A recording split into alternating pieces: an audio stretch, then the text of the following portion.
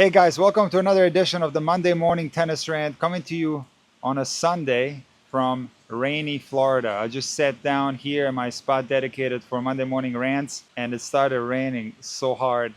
I'm stuck here. I'm somewhat safe underneath this thing, but it's kind of raining sideways. So let's plow through this thing. For you guys that have been asking me, I am on the east coast of Florida, so I was not affected by the recent hurricane that hit the west coast. And there's another one coming probably Tuesday or Wednesday, and it's going to hit a very similar area that the last one hit. So I feel for the people in that area. We are still in the cone here where I live in Florida, so the weather is going to be terrible for the next few days. But I want to start off with the Shanghai tournament, the Masters 1000 for the men. And people are so upset with the seedings because Alcaraz and Sinner are on the top half and Djokovic and Zverev are on the bottom. And I've already talked about how seedings work. The 3 and 4 seed, the 5 and 6 seed, the 7 and 8 seed, and so on, they're drawn. So it's a matter of luck if you're a 3 seed, whether you end up on the top half or the bottom half. The 1 and 2 seeds are fixed. One goes on top, two goes on the bottom. That's the way it's been forever. There's absolutely no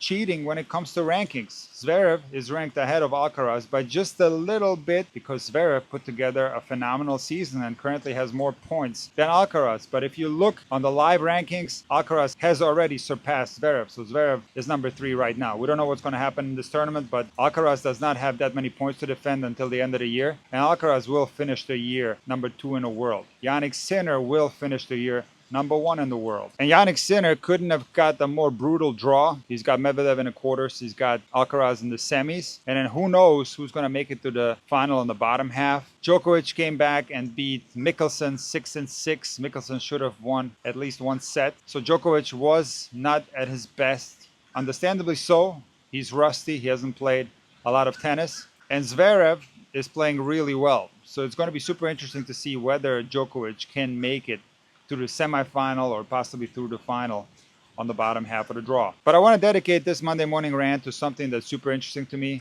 and that's Coco Gauff winning the W1000 in Beijing. And Coco pretty much gets criticized all the time, but especially when she's losing early, the comment sections explode with negative comments. And this shouldn't be a surprise, but before the Muchova final, everyone in the comment section was picking Muchova to win, and Coco beat her very easily. Coco is 3-0 against Muchova, winning all 3 matches in straight sets. Now I want to play you a clip from a video that I made after Coco lost to Emma Navarro at the US Open.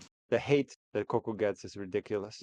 Take a look at her year so far. Won the tournament in Auckland, semis Australia, semis French, won the doubles at the French, 4th round Wimbledon, 4th round US Open. That's a great year. She got a great chance to qualify for the year-end championship. Look, in my draw, I didn't pick Gauff to go past the 4th round. And the reason why I picked Gauff to lose, because what happens with a lot of players is the following. They win a huge tournament. They come back the next year. They have all these points to defend. There's a lot more pressure, and they end up failing under that pressure. You know who else had a hard time winning a second US Open? Pete Sampras. He won the US Open at 18 and then did not play well for a while until finding his form again. So this is something that a lot of players go through. And to me, this was not a surprise at all that Coco was going to play worse in this year's hard court swing than she did in the last one, because in the last one there was a lot less pressure. She was playing freely. In this one, there was a tremendous amount of pressure, all these points to defend, and she played worse than last year. This is completely normal, completely acceptable.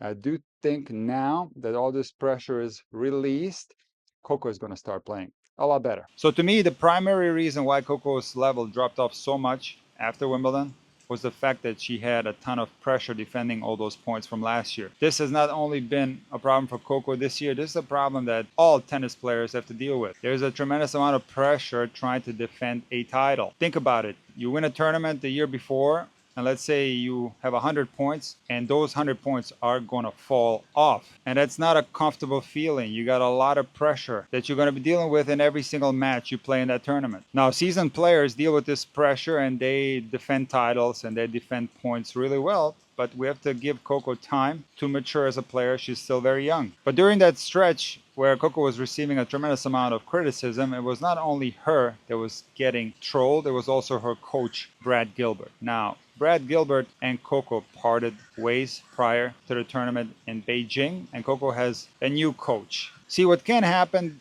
in the relationship between a player and a coach is that the relationship gets stale. And I'm going to tell you a story from way back in the day when I used to teach in Hawaii. And I was at a club in Kailua Kona, and I was the club coach there. So I was teaching a bunch of different people. And this one family approached me. They had 2 junior players and they wanted me to coach them on a daily basis. This is something that's very normal, happens all the time. And they wanted me to coach them for 4 hours per day. And something about this didn't sound right to me. So I contacted my dad to ask for advice whether I should take them on or not. And my dad said, listen, Nick, this is great. There's a lot of guaranteed hours, but I can tell you that after a while, the kids are going to get bored with you because they're going to hear the same things over and over again.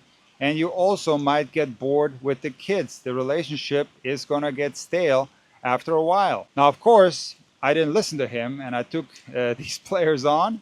And I experienced exactly what he said. The first few months were phenomenal. The kids were improving. They were having a lot of fun. But yes, after a while, the fun kind of subsided and it became more difficult to coach these kids for 4 hours per day. And I'm not saying this happens in every coach-player relationship. There are relationships that last forever, sometimes even a lifetime between a coach and a player. But it is also true that when you hear a coach tell you something hundreds of times, you might get tired of hearing the same thing from the same person. And I'm not saying that this happened between Brad Gilbert and Coco Gauff, but it's possible that the relationship got a little bit stale. And now the new coach comes in, it's a fresh voice, and Coco is possibly responding better to the advice. But to be fair, it is my belief that Coco would have played well with Brad Gilbert post the US Open because, like I said, the primary reason for her poor performances was the pressure of defending all those points. And now that the pressure is gone, just like I said in that video a while back, she was gonna play more freely. And remember the problems with the double faults that she had at the US Open? That problem was non-existent in Beijing. Remember the problems that Coco sometimes has on her forehand?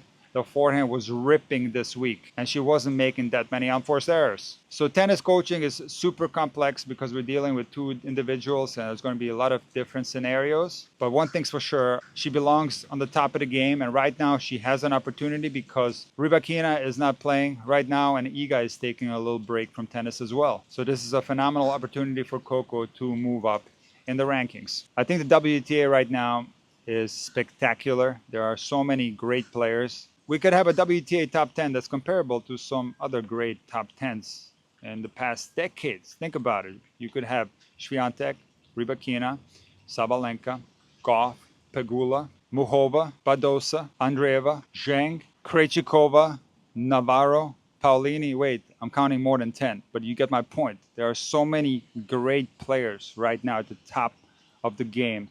The WTA is in a great place.